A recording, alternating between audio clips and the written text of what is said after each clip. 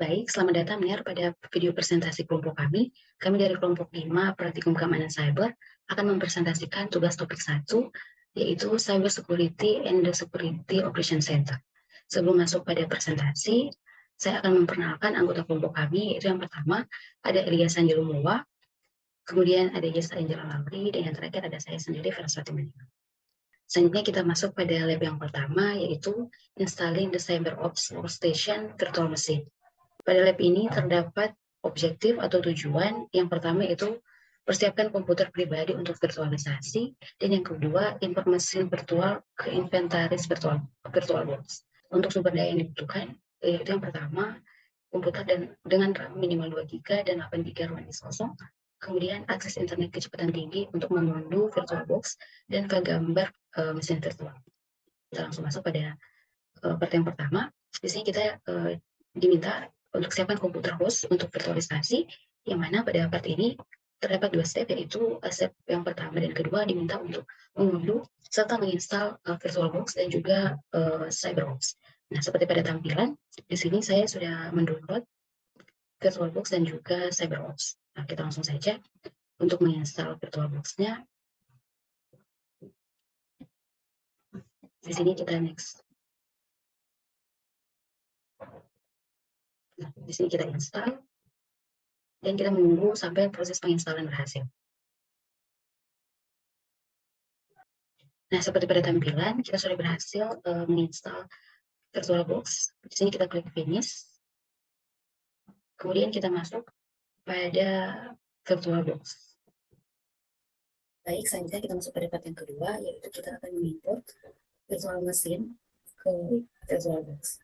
Jadi di sini ini tampilan jika kita sudah membuka VirtualBox-nya, kemudian kita akan mengimport file virtual machine. Kita klik folder di sebelah, kemudian kita akan memasukkan file CyberOps yang sudah kita unduh tadi ke dalam VirtualBox. Ini kita klik, kemudian kita open. File sudah berhasil dimasukkan, kita klik next, kemudian kita finish. Di sini kita menunggu reporting updates-nya. Nah, tampilan berikut merupakan tanda kalau kita sudah selesai mengimport atau memasukkan CyberOps ke dalam VirtualBox. Sampai di sini pada step kedua kita diminta untuk memulai mesin virtual dan masuk. Nah, di sini kita akan klik start.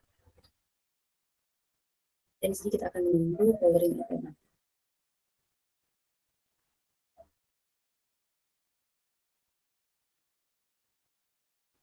Jika sudah tampilannya akan seperti ini, kita diminta untuk memasukkan password. Nah, kita akan memasukkan password sesuai yang ada pada dokumen to CyberOps. Kemudian kita klik login. Berikut merupakan tampilan jika kita sudah berhasil login pada CyberOps application. Kemudian di sini kita langsung masuk pada step yang ketiga. Di sini kita diminta untuk menampilkan atau memperlihatkan beberapa tampilan atau aplikasi yang ada pada CyberOps application ini, yaitu di sini yang pertama tampilan desktop. Seperti pada tampilan di sini terdapat ada yang pertama ada file system root, kemudian ada file system home, kemudian ada home analyst, application finder, kemudian web browser, file manager, terminal, dan minimize. Selanjutnya yang kedua yaitu aplikasi terminal. Ini merupakan terminal.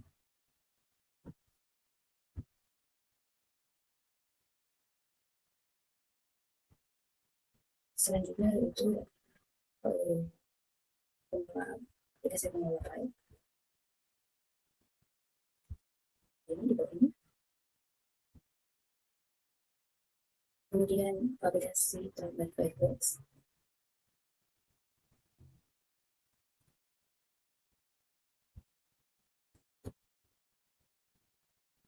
Aplikasi pengelola web Firefox. Kemudian alat pencarian file. Dan yang terakhir ada directory home 21. Langsung pada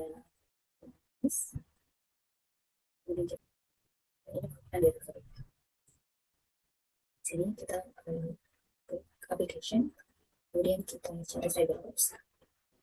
Tiga ini merupakan data aplikasi di dalam CyberOps. Masuk atau kita buka terminal komputer, kemudian kita ketikkan IP address. Merupakan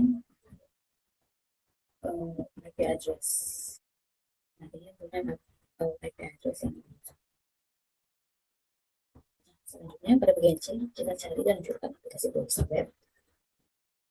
Kemudian di sini misalkan kita navigasi ke mesin pencarian. Contohnya kita akan membuka mesin pencarian. Di mesin pencarian itu Google. Kita ketikkan google.com.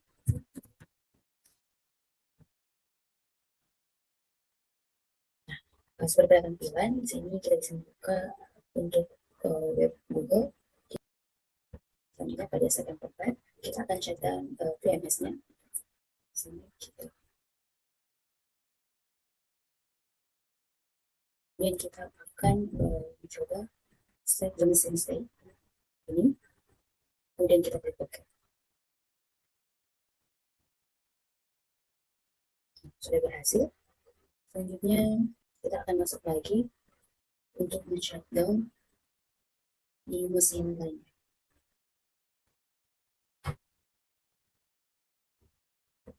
Kemudian kita klik, kita ketikkan shutdown, kemudian kita masukkan password to CyberOps. Berhasil.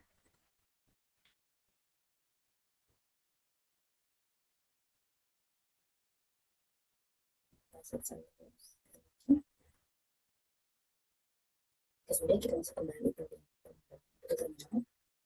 Kemudian di sini kita akan coba reboot, tekan sudo, kemudian masukkan password lagi CyberOps.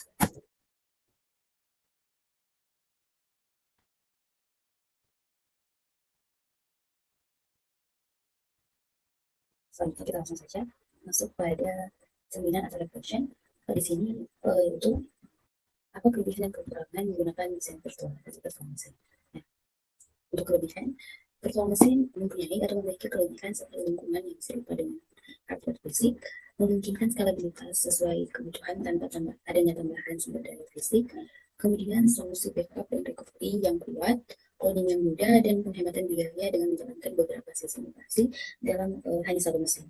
Kemudian untuk kekurangan dari virtual mesin itu konsumsi sumber daya yang tinggi seperti RAM dan one disk yang menyebabkan kinerja yang tidak stabil ketika virtual mesin dijalankan bersamaan pada satu komputer host. Kemudian peningkatan biaya overhead juga diperkenalkan oleh virtual mesin yang melibatkan peningkatan penggunaan memori prosesor. Baik, selanjutnya kita masuk pada yang kedua, yaitu cyber security case studies. Nah, pada untuk tujuan web ini, kita diminta untuk meneliti dan menganalisis insiden keamanan cyber. Masuk pada fase yang kedua, di sini kita akan melakukan pencarian terhadap serangan cyber tingkat tinggi. Di bawah ini sudah terdapat beberapa kasus serangan cyber yang ada. Dan di sini saya dan teman-teman kelompok sudah memilih untuk mengambil kasus serangan cyber yaitu the Stuxnet virus. Langsung saja pada fase yang ketiga, di sini kita akan menulis analisis kita terhadap kasus serangan cyber.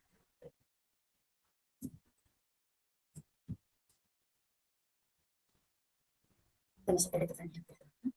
Di sini siapa korban dalam serangan tersebut? Di sini untuk korban yang ada pada serangan cyber ini yaitu 5 perusahaan yang ada di negara Iran yang memiliki kemungkinan hubungan dengan program nuklir negara tersebut atau negara Iran. Kemudian teknologi dan alat apa yang digunakan dalam serangan itu. Nah, di sini virus atau malware yang dibuat dengan teknologi yang canggih serta kompleks yang mencakup pemanfaatan STD dan kemampuan untuk menyusup ke dalam sistem yang terisolasi. Selanjutnya, kapan serangan terjadi di dalam jaringan? Nah, di sini kesadaran atas ancaman tersebut terjadi diperkirakan di pertengahan bulan Juni pada tahun 2010 dengan ditemukannya Stuxnet virus. Selanjutnya, sistem apa yang menjadi sasaran dari kasus ini? dalam kasus ini yang menjadi sasaran yaitu mesin dan jaringan Microsoft Windows, kemudian sistem kontrol industri, terutama pada fasilitas pembelian umum di pembangkit listrik tenaga nuklir. Selanjutnya, apa motivasi penyerangan dalam kasus ini dan apa yang ingin mereka capai? Motivasi penyerangan dalam kasus ini didorong oleh keinginan untuk menghentikan kemajuan negara Iran dalam mengembangkan senjata nuklir, dan penyerang ini untuk mencapai keamanan nasional dan kepentingan strategis mereka dengan mengganggu infrastruktur kritis pada mereka. Selanjutnya, yang terakhir, apa akibat dari serangan itu? Akibat dari serangan dan kasus ini akibat berupa kerusakan sistem, kemudian dampak ekonomi dan operasional, hancuran sentrifugal, dan implikasi kemenangan. Baik, di sini saya Angela Lauri. Di sini saya akan menjelaskan ataupun menunjukkan bagaimana cara kita melakukan research pada virtual machine dengan web browser. Dan di sini seperti pada web sebelumnya, kita sudah menginstal virtual machine dan keperluannya yang lain. Dan di sini sudah saya import Cyber Offshore Station. Jadi di sini dapat kita start terlebih dahulu. Kemudian sudah saya start dan di sini sudah ada tab baru untuk Cyber Offshore Station. Dan di sini saya sudah melakukan pencarian. Namun yang perlu kita lakukan, untuk awalan kita membuka web browser untuk icon ini dan kita dapat melakukan search pada search bar. Seperti yang sudah kita cari tadi, sudah saya search tentang vulnerability sesuai pada lab 3, yaitu learning the details of the text. Di sini ada pertanyaan-pertanyaan, yaitu what is the vulnerability, kemudian moment exploited and explained, dan seterusnya. Ini sudah saya jawab berdasarkan pencarian yang saya lakukan pada web browser virtual machine. Dan di sini salah satu web yang saya gunakan di sini ada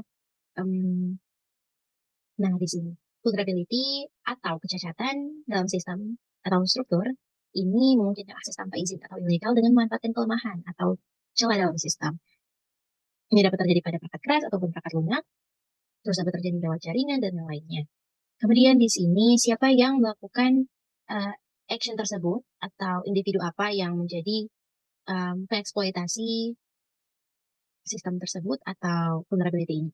Nah, di sini peretas atau hacker memanfaatkan vulnerability atau celah yang ada pada suatu sistem atau infrastruktur untuk mengeksploitasi berdasarkan kerentanan sebagai sarana untuk membobol sistem. Nah, ini dapat mengakibatkan peretas tersebut dapat melakukan kode-kode berbahaya ataupun dapat memasukkan malware ataupun dapat mengakses info-info spesifik atau info-info yang rahasia ya. Kemudian pada pertanyaan yang berikut ada why does the vulnerability exist? Kenapa ini sampai ada kerentanan ini? Itu karena banyak hal. Pertama karena jaringan ataupun karena internet, jaringan yang diakses oleh kita terus atau user yang tidak aman ataupun kita mengakses internet tanpa internet pribadi, tanpa keamanan ataupun adanya kompleksitas suatu infrastruktur ataupun perangkat ataupun komputer kita yang hal ini dapat menjadi celah yang dapat digunakan oleh penjahat dunia maya untuk memasuki celah tersebut dan melakukan kejahatan pada sistem kita. Dan pertanyaan yang berikut yaitu what could be done to limit the vulnerability? Apa yang harus kita lakukan untuk membatasi kerentanan ini? Nah, yang harus kita lakukan yaitu kita dapat mengidentifikasi dan mengevaluasi kerentanan tersebut, kerentanan sistem atau kerentanan keamanan kita. Nah, di sini dapat dilakukan dengan vulnerability assessment ataupun vulnerability management. Di sini kita mengevaluasi dan mengidentifikasi kerentanan, pun kita dapat mengambil tindakan akan evaluasi atau identifikasi tersebut. Nah, di sini sudah saya masukkan ke dalam Word jawabannya, dan untuk proteksi dasar ataupun bawaan dari sistem kita atau komputer kita ini kita dapat menyiapkan firewall, lalu kita dapat mengidentifikasi semua layanan atau service ataupun aplikasi ataupun yang lainnya, di mana kita dapat memfilter port dan kita dapat mengidentifikasi dan membatasi port yang akan kita gunakan. Jadi kita harus menutup layanan atau port, kita harus membuka yang mana, itu harus diperhatikan untuk menjaga keamanan sistem kita. Dan begitulah cara kita melakukan search pada web browser virtual machine. Sekian dari saya, Yasa Lauri. Untuk selanjutnya akan dijelaskan oleh teman saya. Terima kasih. Selanjutnya saya akan masuk pada topik visualizing to blackheads, tapi sebelumnya perkenalkan nama saya Elias Andi Lumowa dengan NIM 21021160037. Pada visualizing the black hats ini, objeknya yaitu melakukan research and analyze cyber security incident. Di sini saya mengambil 3 insiden dari beberapa referensi yang ada. Yang pertama ada Adobe cyber attack, kedua ada Ukraine power grid attack, dan PlayStation network hack. Di sini saya melakukan pencarian di Oracle Virtual Machine VirtualBox. Nah, di sini di artikel BBC News.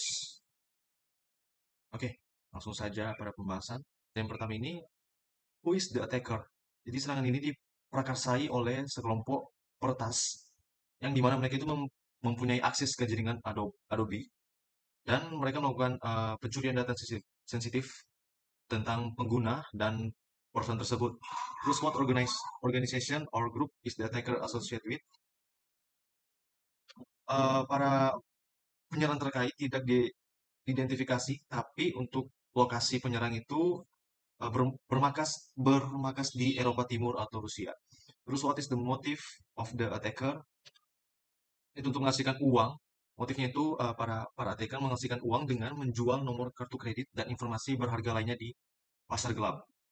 Terus metode yang digunakan itu, nah di sini tak dijelaskan secara detail, tapi penyerang itu mendapatkan akses. Jadi mereka mendapatkan akses ke jaringan Adobe dan mencuri data-data sensitif.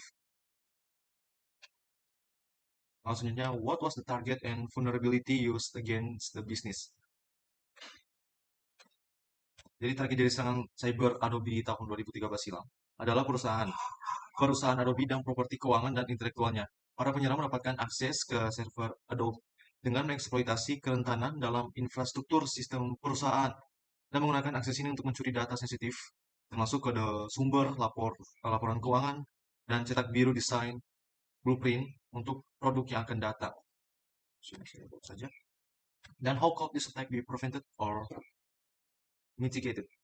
Jadi di sini ada beberapa, yaitu yang pertama melakukan penilaian keamanan secara teratur, terus menerapkan autentikasi multifaktor, terus meningkatkan keamanan kata sandi, memantau aktivitas yang mencurigakan, melatih karyawan tentang keamanan cyber, gunakan sistem deteksi intrusi, menerapkan enkripsi dan penyimpanan data yang aman, perbarui perangkat lunak dan sistem secara teratur, melakukan audit keamanan secara berkala, dan memiliki rencana tanggapan.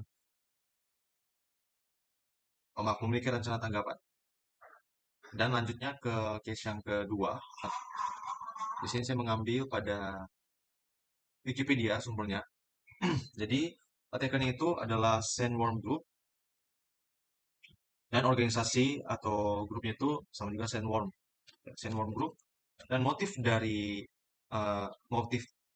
penyerang adalah meluncurkan serangan TDOS atau penolakan layanan telepon yang ditujukan kepada pusat panggilan pelanggan, terus mencegah para menelpon untuk melaporkan pemadaman listrik. Di sini metode yang mereka pakai itu bagian pertama, di mana mereka memanfaatkan versi terbaru dari malware Black Energy. Terus bagian kedua dari serangan, mereka mengaktifkan malware perusak kill disk yang dapat menghapus bagian hard drive komputer dan mencegah sistem melakukan boot ulang, yang pada akhirnya menyebabkan pemadaman listrik. Terus what was the target? Tidak diketahui, tapi kemungkinan besar mereka peretas bermaksud untuk menguji operasi cyber jarak jauh yang ditujukan terhadap infrastruktur energi penting Ukraina. Terus how could this attack be prevented or mitigated? Ini ada beberapa juga, meningkatkan deteksi dan pemantauan, meningkatkan postur keamanan, perencanaan respons insiden, kesadaran dan pelatihan keamanan cyber, kolaborasi dan berbagi informasi, implementasi teknologi keamanan lanjutan. Oke, dan untuk insiden yang terakhir yaitu PlayStation network hack. Ini saya mengambil sumbernya dari sini, West Side Story.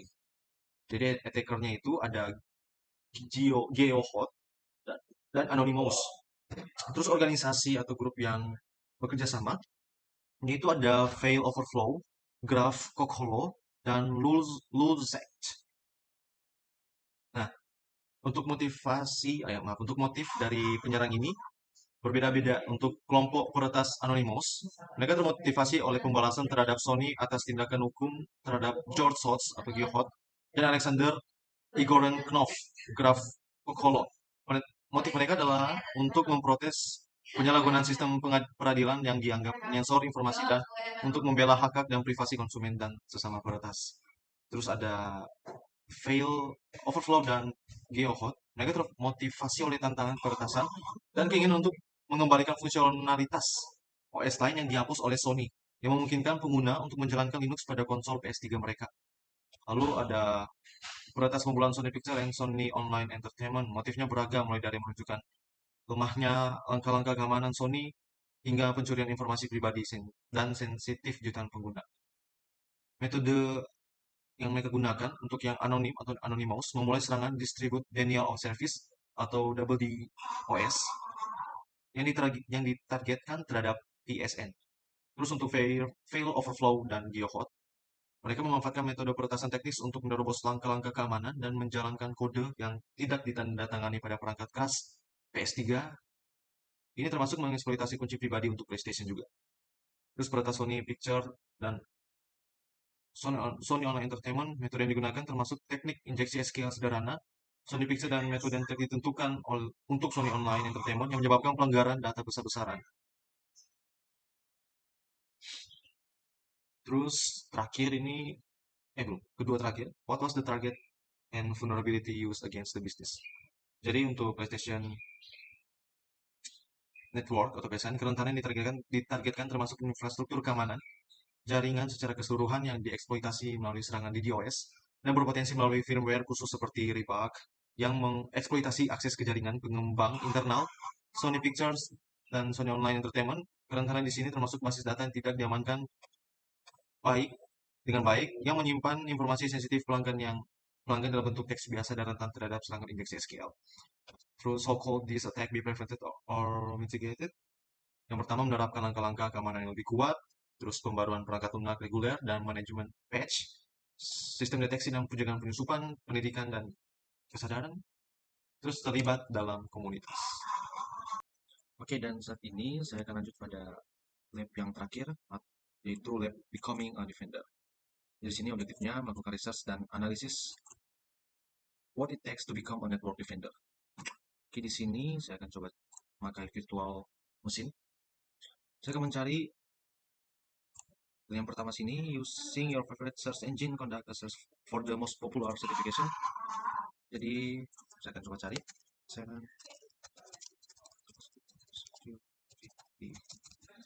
certifications for IT professionals.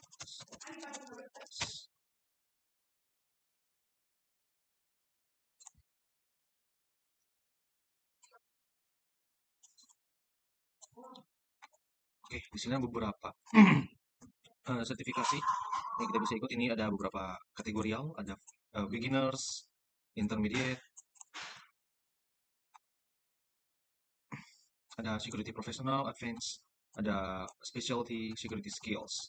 Oke, dari beberapa sertifikat yang ada di sini, saya mengambil beberapa bagian. Itu ada CompTIA Security Plus, ada CompTIA CCISA, Certified Information System Security Professional atau CISSP, dan Pentest, ada Cisco Certified Network Associate Security atau WCNA Security. Dan bagian kedua ini mengambil 3 certification. Sini saya mengambil Security Plus dengan CYSA, dengan Certified Information System Security Professional. Nah, jadi untuk Security Plus ini adalah akreditasi keamanan yang netral terhadap vendor dan dianggap sebagai sertifikasi dasar bagi para profesional TI yang ingin atau profesional IT yang ingin berspesialisasi dalam bidang keamanan. Sertifikasi ini juga dapat menjadi sertifikasi yang berguna bagi orang yang memiliki peran yang berhubungan dengan keamanan seperti kepatuhan hukum, pengembangan web, dan bahkan penjualan. Dan untuk CYSA, ini tingkat menengah. Sertifikasi ini melampaui dasar-dasar sertifikasi dari Security Plus dan memastikan para profesional dapat mempertahankan sistem melalui deteksi dan respons insiden. Sertifikasi menerapkan analisis perilaku pada protokol keamanan, untuk mengidentifikasi dan melawan malware menggunakan alat pendeteksi ancaman serta mengamankan sistem dan aplikasi di seluruh organisasi. Dan yang terakhir yaitu Certified Information System Security Professional. Jadi bagi para profesional IT dengan kalian keamanan tingkat lanjut, Vendor Neutral atau CISSP merupakan salah satu sertifikasi keamanan yang paling banyak diminati oleh para manajer perekrutan. Konsorsium sertifikasi keamanan sistem informasi internasional menyelenggarakan ujian dan meminta pengalaman kerja selama 5 tahun di 2 domain berikut: keamanan dan manajemen risiko. Keamanan aset, arsitektur, eh, keamanan aset, arsitektur dan rekayasa keamanan, keamanan komunikasi dan jaringan, manajemen identitas dan akses, penilaian dan pengujian keamanan, operasi keamanan, dan keamanan pengembangan perangkat lunak. Kita lanjut pada bagian step yang ke-8, yaitu investigate position available within cybersecurity. Okay, Indeed.com is one of the largest job site worldwide. Using your browser of choice, access Indeed.com and search for cybersecurity jobs available within the last 2 weeks. Oke, sini saya sudah coba cari untuk cybersecurity. Sini tersedia sekitar ada 144 jobs. Sini saya coba cari saja lewat browser saya Indeed, karena di virtual machine di sini untuk get postnya ini dia tak bisa. Oke, ini sudah langsung terbuka ya. Oke, cari lowongan kerja. Nah, kita lihat tanggal 2 minggu terakhir. Nah, di sini tersedia 32 lowongan. Yang soal pertama, how many name job listing were posted within the last 2 weeks? Oke, sebelumnya sudah research juga, dan sini sudah mulai bertambah 1 lowongan kerja. Dan jadi selama 2 pekan terakhir tersedia 32 lowongan kerja. Ini bisa bervariasi, mungkin besok saja atau sebentar bisa bertambah lagi 1 lowongan kerja, atau bisa berkurang. Terus gaji, salary range, rentang gaji 10 list pertama. Jadi di sini bisa dilihat ada beberapa gaji yang ditampilkan, ada beberapa juga yang tidak. Tapi kalau kita lihat di sini, ini yang paling tinggi 20 juta. Dan ini yang paling rendah 4 juta. Oke. Jadi range gajinya pada top 10 ini, dia sekitaran 4 juta per bulan sampai 20 juta per bulan. Terus, what are the most common qualification required by employers? Nah, di sini sudah research untuk kualifikasi umum yang sering mereka inginkan. Sini beberapa. Nah, untuk middle security analysis, ini contoh ada experience lebih dari 2 tahun dalam security analyst. Terus cyber security certified personnel ada mempunyai sertifikasi, strong knowledge of information security principle and best practice, dan masih banyaknya juga bermacam-macam ya. Sini bermacam-macam ya. Ya, ini juga bermacam-macam. Jadi untuk what are the most common qualification required by employers, jadi sama saya melihat dari ini, dimana banyak yang sering dibutuhkan yaitu lulusan S1 informatika atau computer science atau information engineering atau information system. Terus juga memahami bahasa pemrograman seperti JavaScript, C#, C++, Python, dan semacamnya. Dan tentu juga mahir dalam bahasa Inggris. Dan masih banyak juga kualifikasi umum yang dibutuhkan untuk para pelamar. Terus what industry certification are required by these employers? Nah, sini ada beberapa yang sini kita lihat ada beberapa yang tidak membutuhkan sertifikasi. Nah, ada beberapa yang tidak membutuhkan sertifikasi.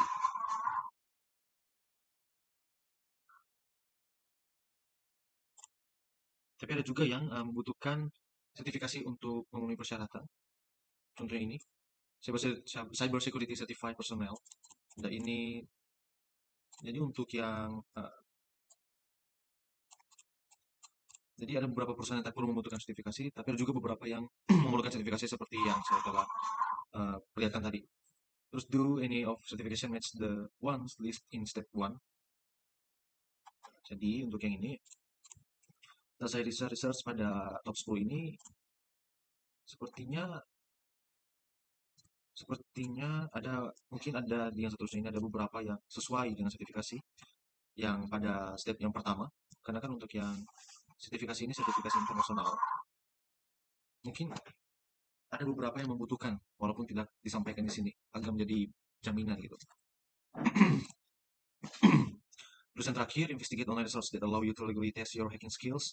These tools allow to novice with immediate cybersecurity experience to sharpen their penetration testing skill. Contohnya Google Lawyer, web application like exploits and defense. Nah, sini saya coba research sebentar. Ini, yang ini. Nah, di sini web application exploits and defense ini yang dikenalkan melalui Google Lawyer ini setelah saya baca adalah sebuah platform edukasi yang memberikan kesempatan belajar secara langsung mengenai keamanan aplikasi web. Cara pembelajaran ini ditawarkan bersifat interaktif dan praktikal. Sangat cocok bagi siapa saja yang ingin mengerti lebih dalam tentang bagaimana eksploitasi web berlangsung dan bagaimana cara mengatasinya dengan efektif. Platform ini memiliki berbagai keuntungan dan kelebihan yang membuat belajar tentang keamanan web menjadi lebih menarik dan mudah dipahami. Ideal bagi mereka yang ingin memperdalam pengetahuan dan keterampilan di bidang ini.